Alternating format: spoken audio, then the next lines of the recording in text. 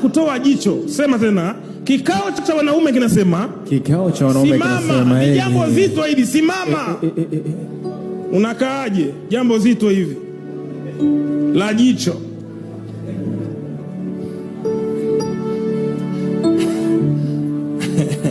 Sema, kikao cha wanaume kinasema, kikao cha wanaume kinasema, hakuna kutoa jicho, hakuna kutoa jicho. Tutalinda jicho, tutalinda jicho, tutalinda majicho yetu na ya vizazi vyetu. Kwa kifupi, tumekataa ushoga. Tumekataa ushoga. Sema, tumekataa ushoga. Tumekataa ushoga. Kikao cha wanaume kinasema, kikao cha wanaume kinasema, hakuna ushoga, hakuna ushoga.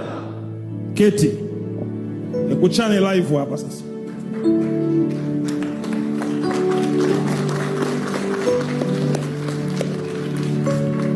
Kuna wengine mna bahati mbaya, matoto ya kiume ndo mengi. Bora uzae mwanamke, unasema hata akiwa malaya sawa. Kaka, bora mtoto wako awe malaya ulikuwa ni kuanguka. Mna comment, ukienda kucomment kwenye page ya shoga, manako umemwambia Mwenyezi Mungu wewe sio kitu, Mungu haupo.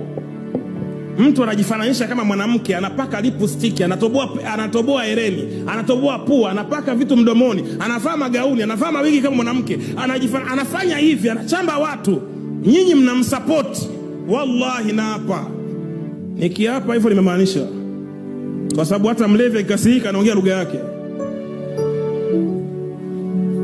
Garabi, nimekuona na watoto wako babangu, watoto wako wazuri wa kiume, lazima uwe na uchungu nao na kesho yao.